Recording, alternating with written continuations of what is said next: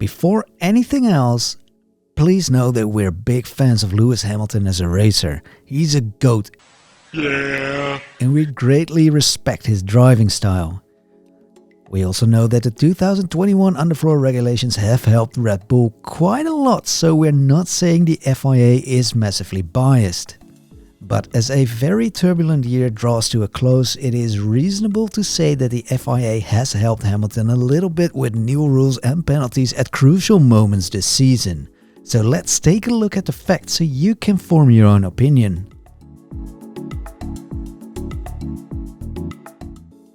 If you change 3 engines in one Formula 1 season, nothing goes wrong.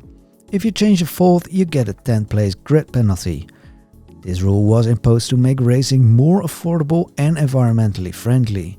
So far, so good. But if you add a 5th, 6th or even more engines to your pool, the grid penalty is only 5 places. Now that's weird in itself, as a 10th engine is not necessarily less expensive or better for the environment.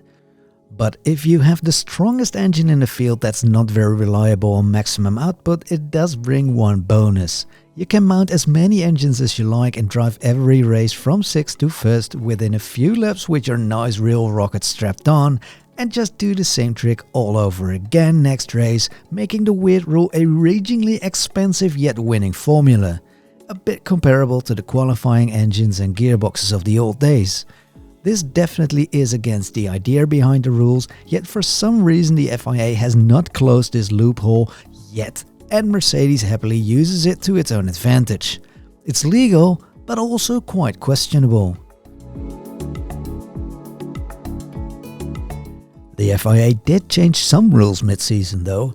Every beginning of every race we see a reminder of what used to be a Red Bull strength, the fastest pit stops.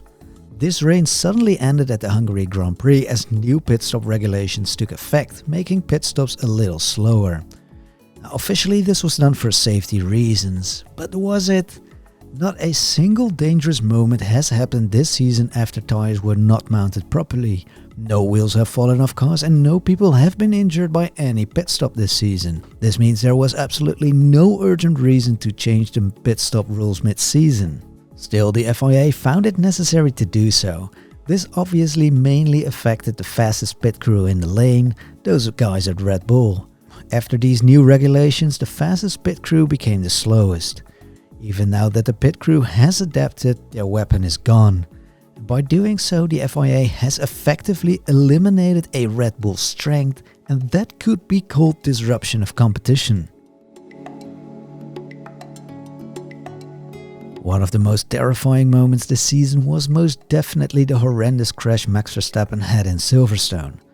And whoever makes the analysis, everyone comes to the same conclusion. Hamilton was at fault in Cobb's corner in the first lap of the British Grand Prix. And anyone who analyzes the racing line sees that Hamilton would have never made the apex there, and Verstappen drove a wider line to leave his title rival some space. By the time they entered the corner, Hamilton's front left tire was next to the rear right tire of the Red Bull and they touched. This mistake in a very high-speed corner had a devastating effect. Verstappen was crashed out of the race and rammed into the barrier with 51G. Not that it mattered too much to the FIA or Hamilton though. His punishment was a mere 10-second penalty and 2 penalty points on his super license. The same amount Yuki Tsunoda got for crossing a wide line while entering the pit lane. FIA race director Michael Massey defended the verdict by saying that decisions are always based on the incident alone and not the outcome. Now that doesn't really make sense to us, because endangering only yourself is something completely different than endangering the others around you. And whoever makes or enforces these rules, this is just not right. Hamilton's driving was objectively dangerous and should have been punished more severely. Remember the race in Bahrain? The season started off with a controversy that would become the blueprint for the entire season. Hamilton exceeded track limits 29 times at turn 4 during the race, but when Max Verstappen ran wide at that corner after an overtake on Hamilton, he had to give the place back.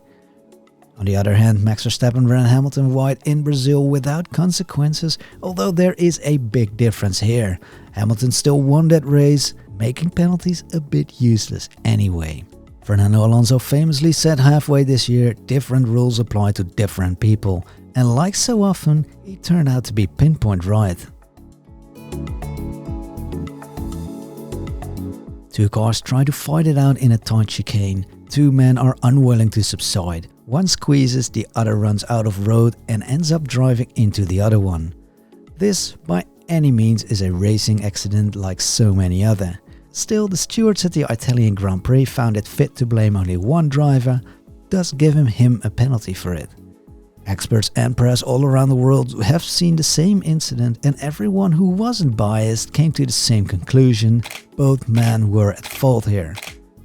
As journalists, we're trained to see things with objective eyes, but we've seen no logic whatsoever in this decision or even the explanation. We're getting kinda tired of all the allegations we've heard from both teams this year, so we're not going to dive too deep into all the things Red Bull have said about the Mercedes wings. But one thing has become abundantly clear: the FIA doesn't know how to respond to the clear flexing of the rear wing of the Mercedes. Yes, they did introduce a new test in Qatar, but even if the Mercedes rear wing would have flexed in Brazil or other races, they obviously wouldn't have brought that wing to Qatar.